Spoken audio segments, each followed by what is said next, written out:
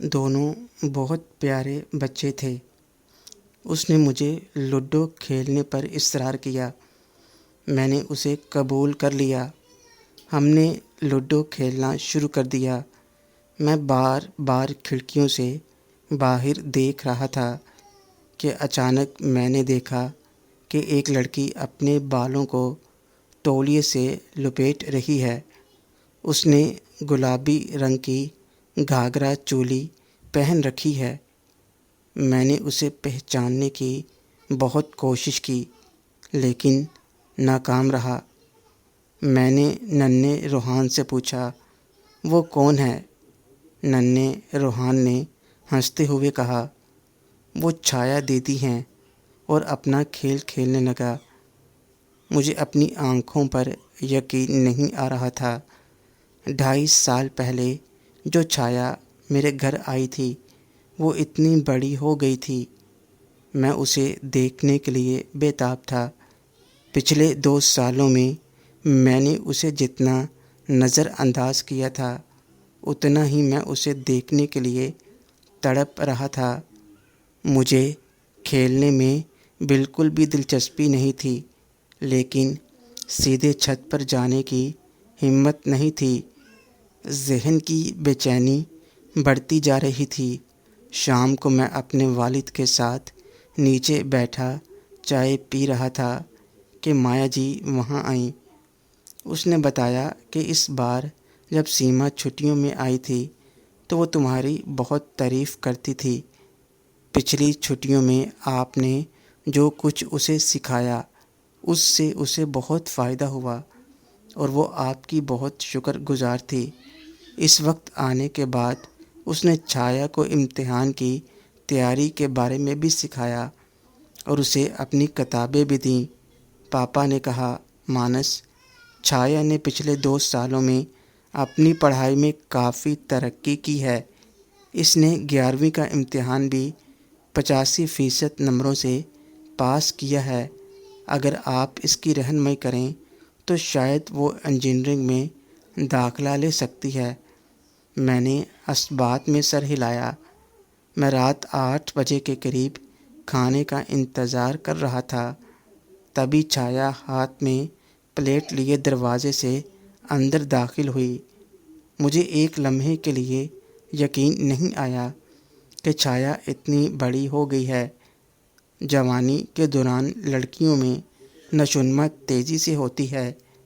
میری ماہر نظروں نے اسے بہت غور سے دیکھا۔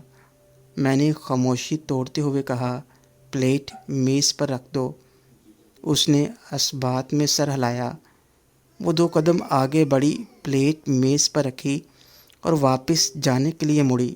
میں نے اسے رکنے کو کہا۔ وہ پیچھے مڑی اور کھڑی ہو گئی۔ میں نے اسے اشارہ کیا اور اسٹول پر بیٹھنے کو کہا۔ وہ خوش ہو کر بیٹھ گئی۔ وہ خوش دکھائی دے رہی تھی۔ میں نے ہچکچاتے ہوئے اسے پڑھائی میں اچھے نمبر آنے پر مبارکباد دی اور بتایا کہ وہ مجھ سے کچھ پوچھنے آ سکتی ہے۔ میں ترچھی نظروں سے چھایا کو دیکھ رہا تھا۔ وہ سر جھکائے گھٹنوں کی طرف دیکھ رہی تھی اور اپنی انگلیوں کو آپس میں رگڑ رہی تھی۔ وہ اب بھی نارمل نہیں ہو پا رہی تھی۔ کچھ دیر بعد وہ چلی گئی۔ میں بستر پر آیا اور چھایا کے بارے میں سوچنے لگا۔ تقریباً 2.5 سال پہلے جب وہ یہاں آئی تھی تو گاؤں کی لڑکی تھی لیکن اب وہ ایک پرکشش عورت میں تبدیل ہو چکی تھی۔ میں نے اسے کبھی اپنی چھوٹی بہن نہیں کہا۔ میں اس سے شاذ و نادر ہی ملا ہوں۔ اس سے بات کرنا تو دور کی بات تھی۔ جب میرا تعلق مایا جی سے نہیں تھا تو چھایا سے تعلق کا سوال ہی پیدا نہیں ہوتا تھا۔ آج چھایا کو دیکھ کر اس میں ہیروئن نظر آئی۔ چھایا سیما سے پتلی اور سمارٹ تھی۔ اس کی رنگت بہت صاف اور اس کی جلد بہت ملائم اور پتلی تھی۔ چہرے کے خد و خال بہت خوبصورت تھے۔ آنکھیں بڑی بڑی اور ہونٹ گلابی تھے۔ اس کے بال تھوڑے گھنگریلے تھے اور کندھوں تک پہنچ رہے تھے۔ چہرہ معصومیت سے بھرا ہوا تھا۔ چھایا سب سے خوبصورت اور معصوم لڑکی تھی جسے میں نے کبھی نہیں دیکھا تھا۔ میں اسے یاد کرتا ہوا سو گیا۔ اگلی صبح میں خوشگوار موڈ میں اٹھا۔ باہر دھوپ تھی۔ تھوڑی دیر ٹیرس پر ٹہلنے کے بعد میں نے سورج کی روشنی کا لطف اٹھایا اور پھر چھایا کے بارے میں سوچنے لگا۔ چھایا نے اپنی خوبصورتی سے مجھے اس کے بارے میں سوچنے پر مجبور کر دیا۔ میں چھایا ہوں۔ آپ سب مجھ سے پہلے سے واقف ہیں۔ جب سے میں اس گھر میں آئی ہوں مجھے اس گھر میں سب کچھ مل گیا ہے۔ مانس کے والد مجھے اپنی بیٹی کی طرح پیار کرتے تھے۔ اس نے میری پڑھائی پر خاص توجہ دی۔ وہ چاہتا تھا کہ میں تعلیم حاصل کر کے اپنے پاؤں پر کھڑی ہو جاؤں تاکہ میں اپنا اور اپنی ماں کا خیال رکھ سکوں۔ جب میں یہاں آئی تو مانس بھی اپنی پڑھائی میں پوری طرح مگن تھے۔ وہ مجھ سے دور رہا۔ یہ میرے لیے بھی اچھا تھا۔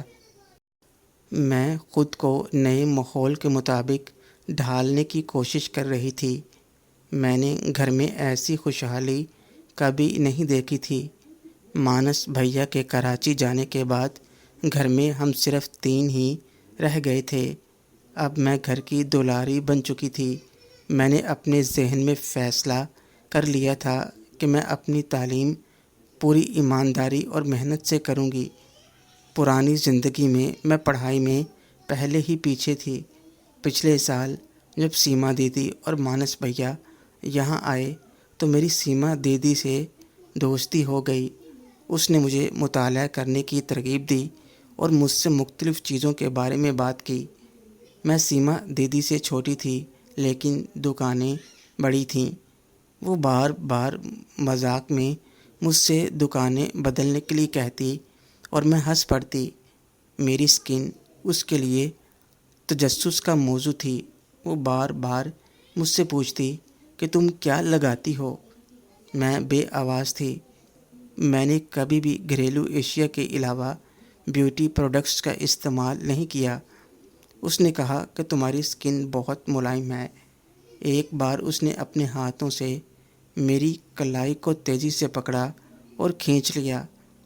جب اس نے اپنا ہاتھ ہٹایا تو اس کی انگلیوں کے نشانات میری کلائی پر صاف دکھائی دے رہے تھے۔ وہ ہنسی اور مجھے میری کلائی دکھاتے ہوئے کہنے لگی، چھایا جب تم لڑکوں کے ہاتھ لگو گی تو بالکل لالو لال ہو جاؤ گی، اور زور زور سے ہنسنے لگی۔ وہ مکمل طور پر میرے ساتھ کھل گئی تھی۔ ایک بار جب ہم دونوں اکیلے تھے اس نے مجھے دکانیں دکھائیں۔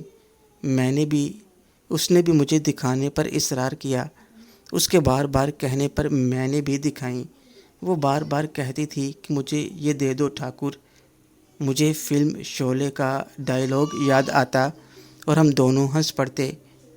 اس نے مجھے پکڑ کر اپنی آغوش میں لے لیا اور کہا، کون خوش نصیب ہوگا جو میرے دوست سے سب سے پہلے ملاقات کرے گا۔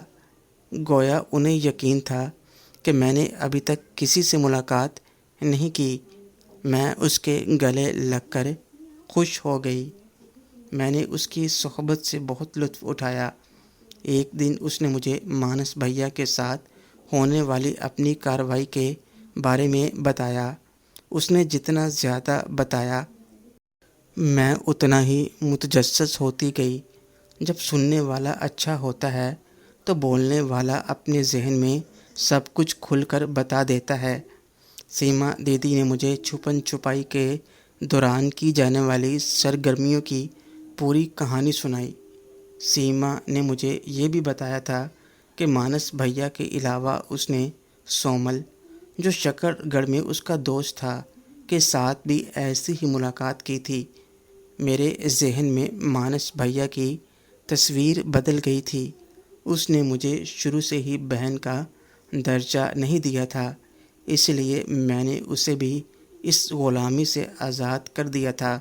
اب بھی میں اسے مانس بھیا کہتی تھی، لیکن سیما جس طرح اسے مانس بھیا کہتی تھی اس سے مختلف نہیں تھا۔ میں نے سیکھا تھا کہ اپنی خواہش کو زندہ رکھ کر بھی میں اپنی شہزادی کی حفاظت کر سکتی ہوں۔ میں نے اسے اپنا گرو مان لیا۔ محترم ناظرین اور سامعین، اس کہانی کا باقی حصہ اگلی آنے والی ویڈیوز میں پیش کیا جائے گا۔ اگر آپ کو ویڈیو اچھی لگے، ویڈیو کو لائک اور ہمارے چینل کو سبسکرائب ضرور کریں۔ شکریہ۔